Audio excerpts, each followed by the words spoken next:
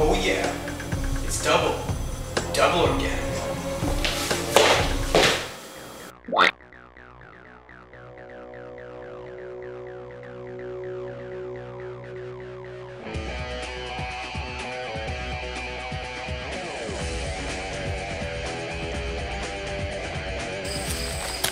Oh, hey Chris. How you doing, man? This is the 2014 Woodstock Fruit Festival with Chris Kendall. He just finished a little talk about how you can kind of, you know, have culinary success in the kitchen to, you know, make some tasty raw foods.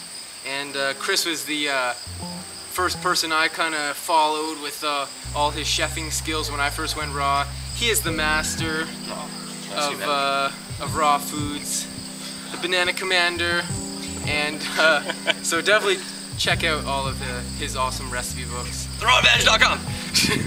Shameless plug. Shameless.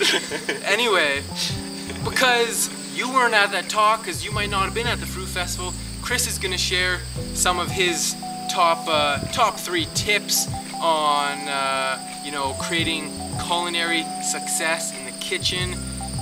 Tips and tricks to make tasty raw foods, getting all the flavors and textures. So Chris, what do you got for us?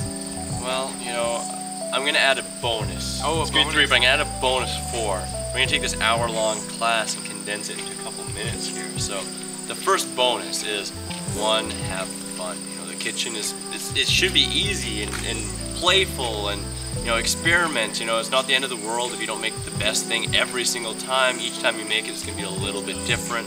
The flavors and the textures and the saltiness and sweetness of every single ingredient you're going to use every single time is going to be a little bit different. So, you know, there's no need to think that there's going to be a static taste every single time, right? So just play with it.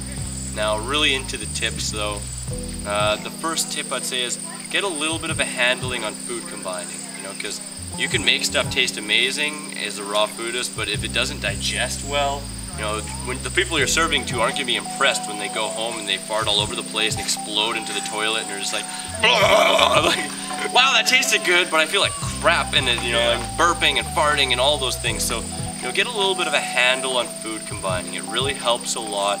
Food combining doesn't have to be a static set of rules, but it's a really, really great toolbox. You know, the amounts do come into play, so if you make it according to food combining completely, yeah, you're going to experience the best digestion of ever.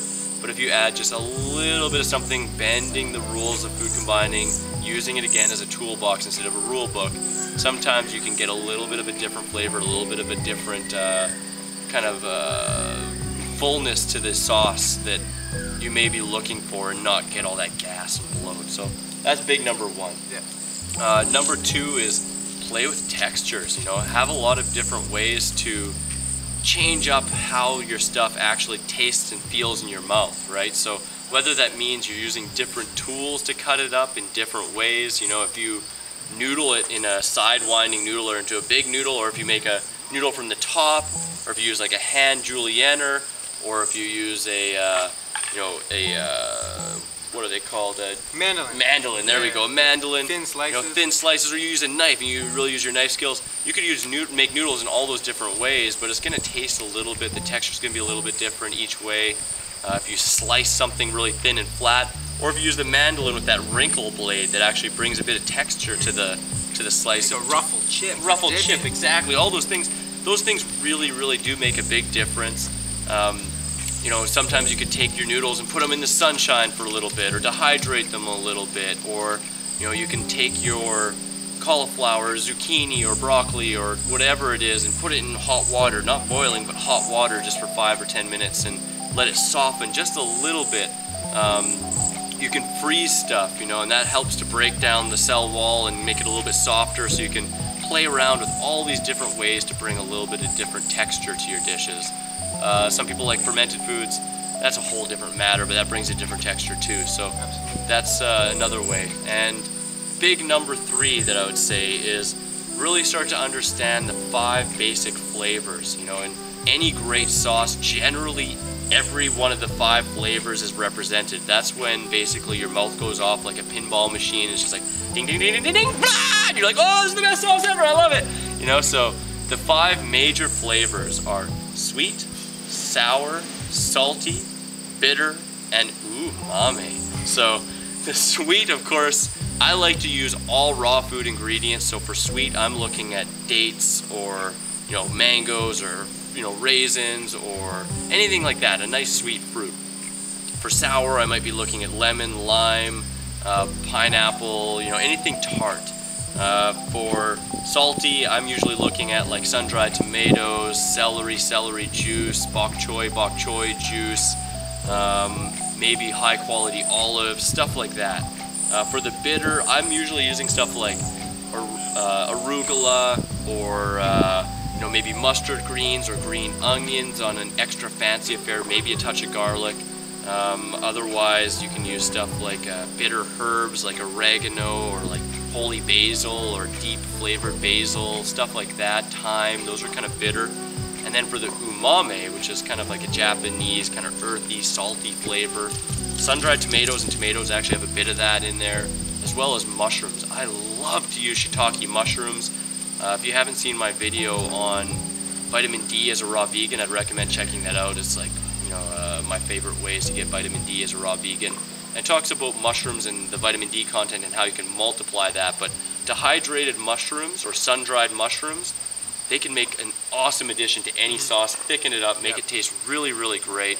And those are my 3 favorite tips, plus that bonus. Have fun. Bonus! Bonus! Everyone likes bonuses. Absolutely. If you want some more bonuses, you can subscribe to Chris's website. He's going to give you, 3 ebooks. Yeah, you get 3 free ebooks just for signing up to my mailing list at therawadvantage.com. So. And you can also sign up to my mailing list, and I give a free ebook which kind of goes more in depth with all of the 5 flavors and how you can combine them and all the textures. So if you want that, you can subscribe to my mailing list as well. If you haven't checked out Nuts About No Nuts, you're going to want to check that out for sure. And if you have an iPhone, you're going to want to check out my free raw food app. It's really great. It's got both of my books in there.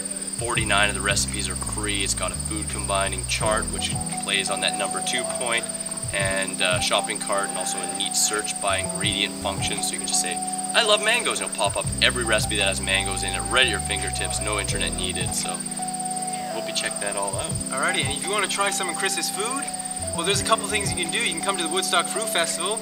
You go to his retreats, check out his website for that.